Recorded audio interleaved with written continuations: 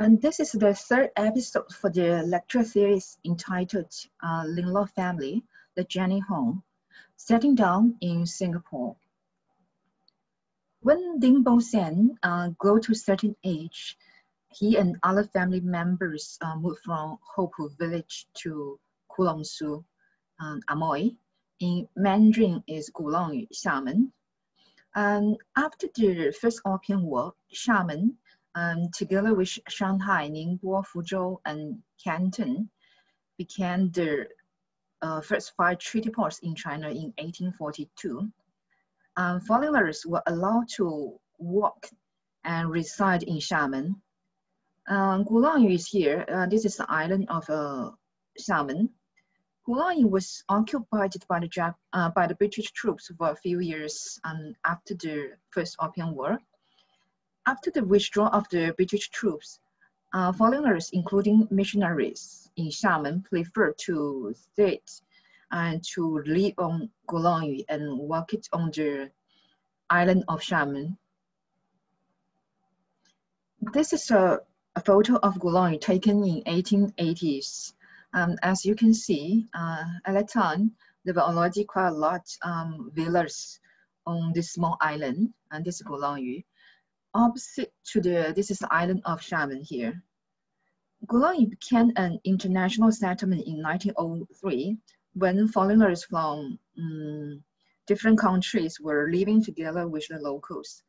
This island was managed by a municipal council. Because of the security and sanitary in this international settlement, many rich overseas Chinese in southern Fujian bought land and built houses on Gulangyu to accommodate their left-behind families. They were moved from home villages to the houses on Gulangyu. Lim Loh Family was one of them.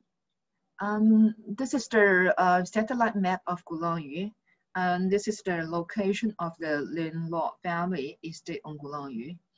This beautiful island was gazetted as a UNESCO site in 2017.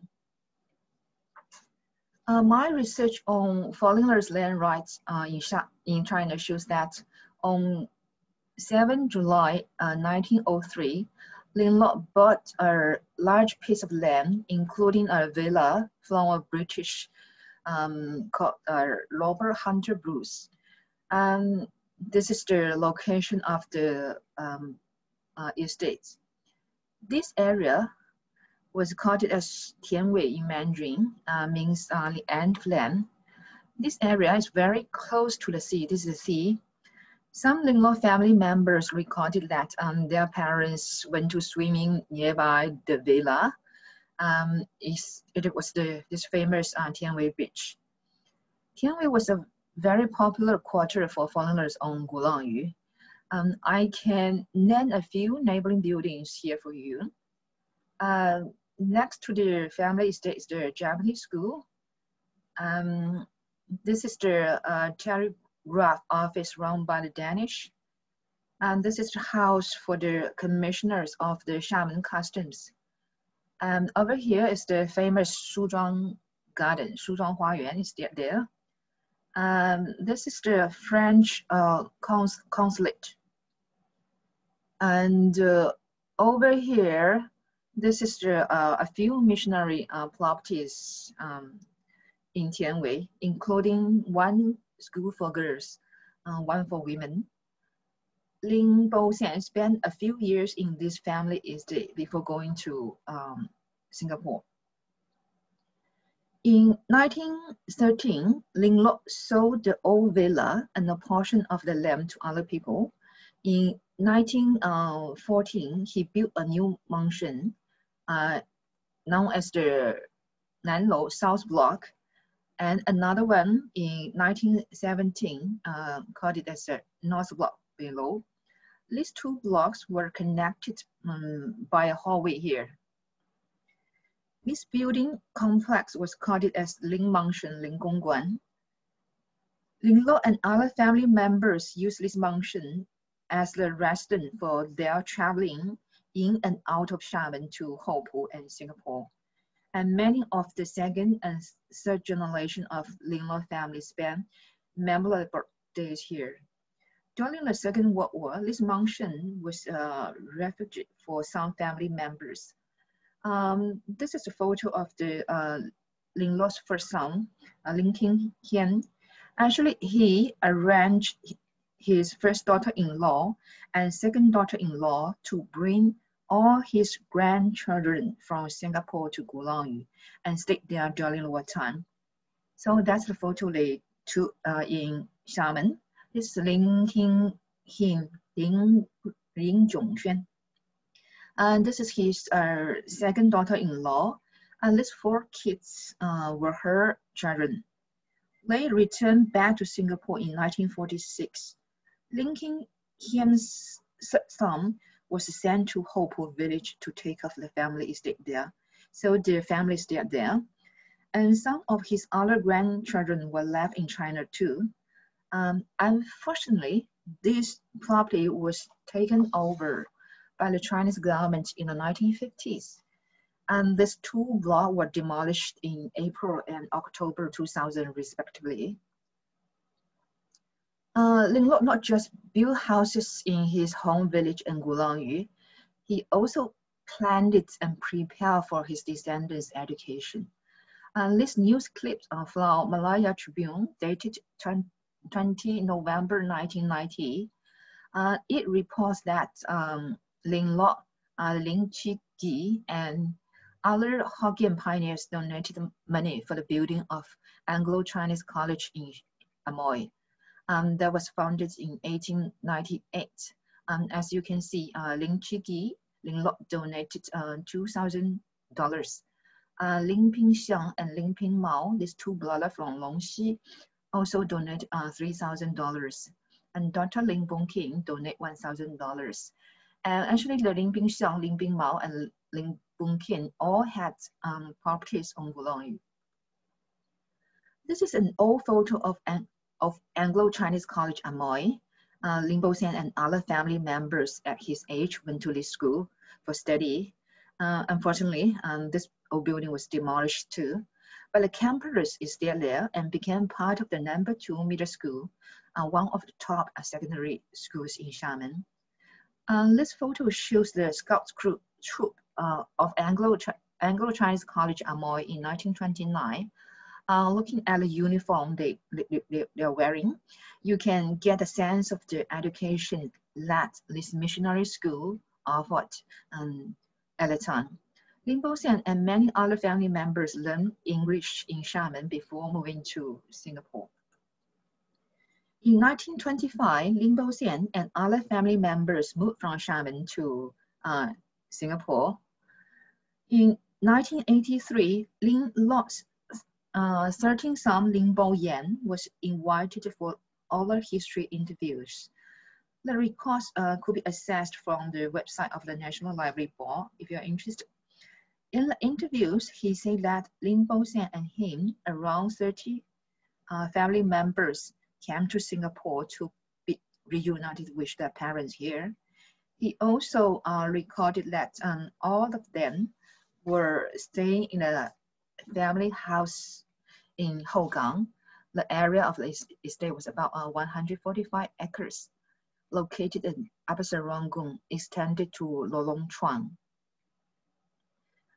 With the help of the family friend, Dr. Ling Hang Ho, and all these boys were able to attend English school in Singapore because they learn English in Xiamen and receive Western education there, so they can catch up studies in the schools. And this is an academic record of Raffles Institution, Singapore, in 1927. So you can see the name of the Lim Bo Seng and his younger brother, Lingboxian, who was the 12th son of Lim Loh. Lingboxian was only 2 months younger than Lim Bo Seng from the different mothers. Lim Bo Seng and other boys went to the Anglo-Chinese school, and the girls went to CEZNS, now known as the St. Margaret School. From 1927 to 1929, Lim Bo Seng and Lingboxian were studying in the University of Hong Kong when Lim Loh passed away in December 1920.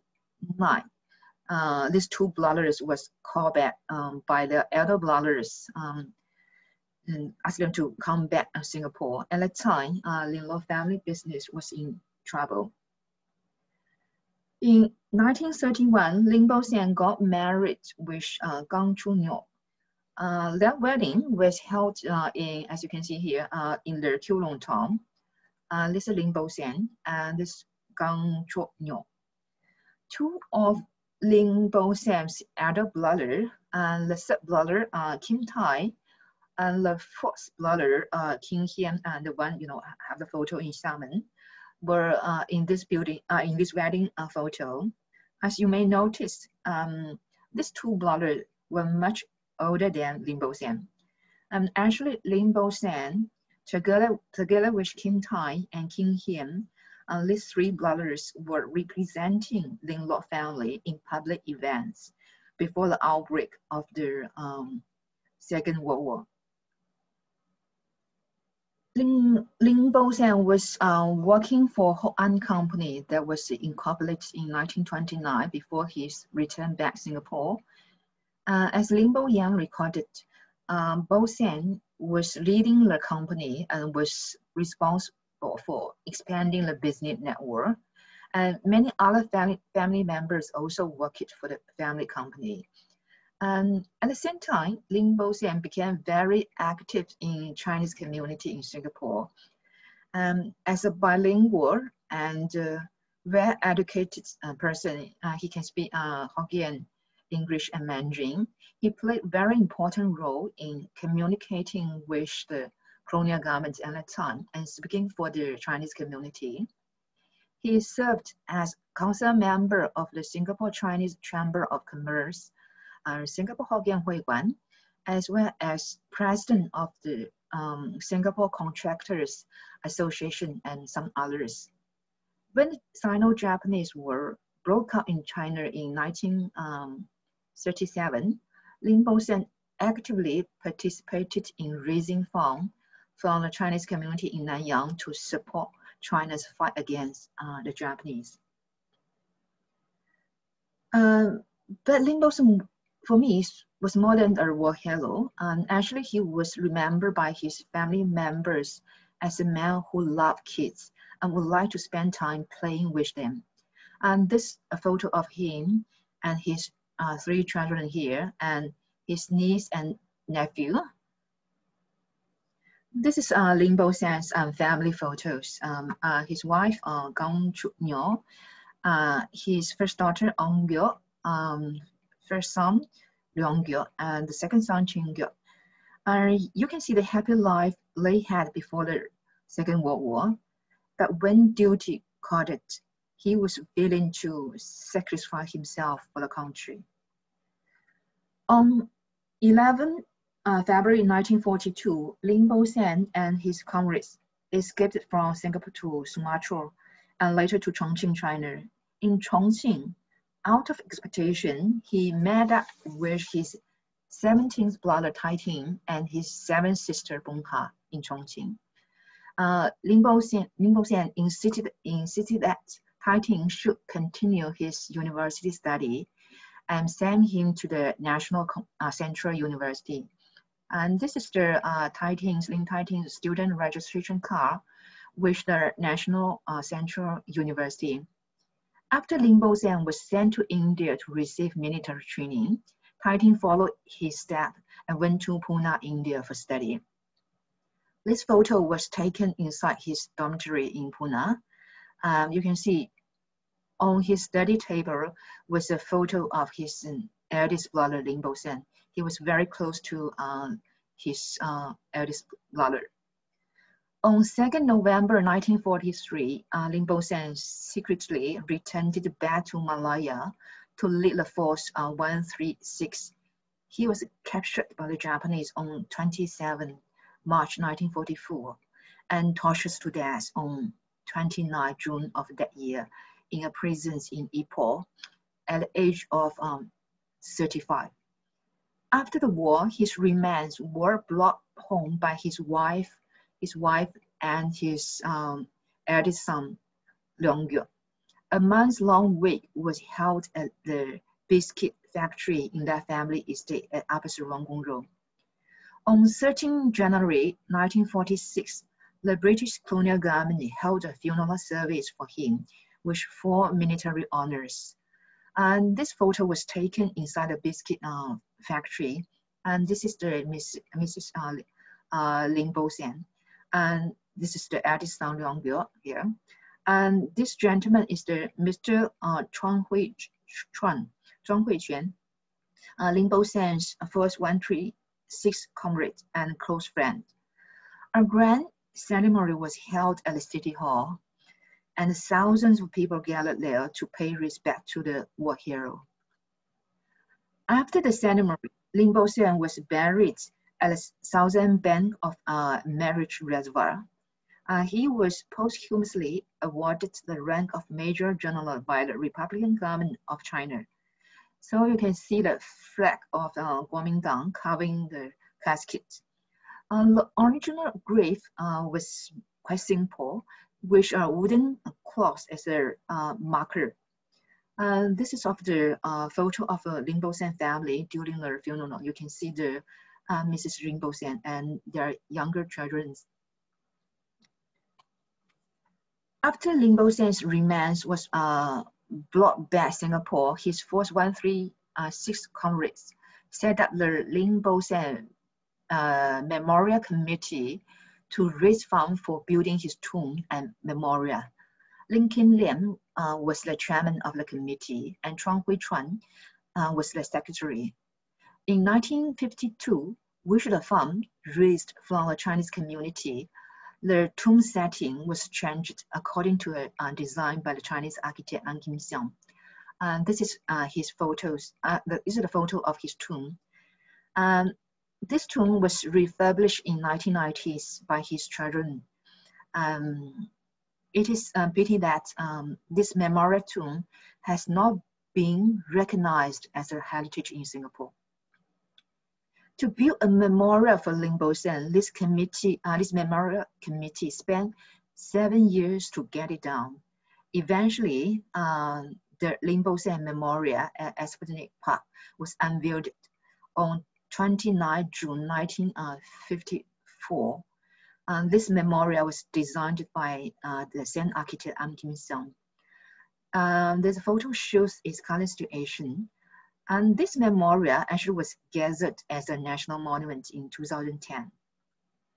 During the ceremony, unveiling ceremony of the memorial, Linglin Lian, the chairman of the Lim Bo Seng Memorial Committee, gave a very inspiring speech. Let me have a short quote of his speech here. General Lin was born in China. He came to this land when he was still a boy. He made for himself a good name in business, as well as in political fields in Singapore. He worked hard for this homeland of his own choice. He fought for his land of his adoption, and he died for the freedom of Malaya. In this political transitional period of ours, many a mind is being fogged by the definition of a true Malayan. I should say that the inspiring example of Major General Lim Bo Seng should clarify for us once for all as to how a true Malayan should live and when duty calls should die.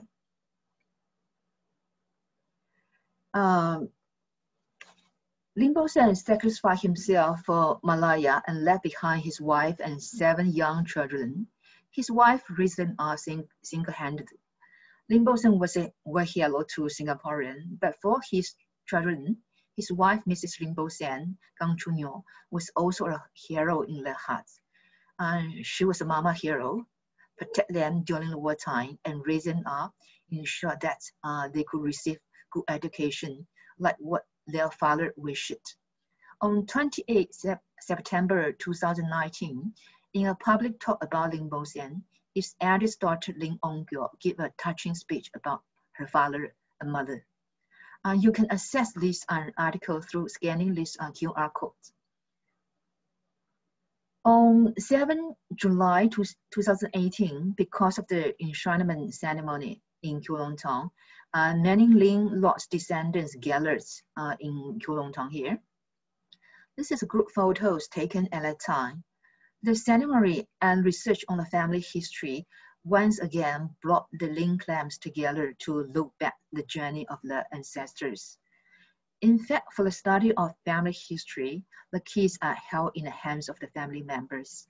Their journalist support allow us to present the research to the public. A family's fate is intertwined with the fate of nation. Remembering the history of a family could also be an impetus to reflect upon the growth of a nation. Like many other Chinese families in colonial Singapore, Lim Loh family still has many buried secrets and mysterious waiting to be revealed. And this is the end of the third episode. To know more about Lim Loh family, you may like to read this book published by us in 2018.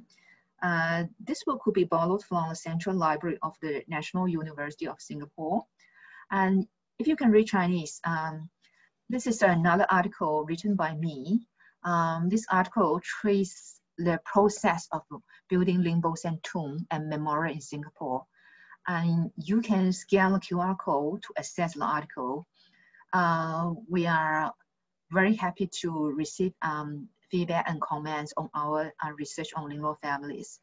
If you can provide some information on that, that will be super good. You can contact us at via this email, info@onlabo.com. Thank you.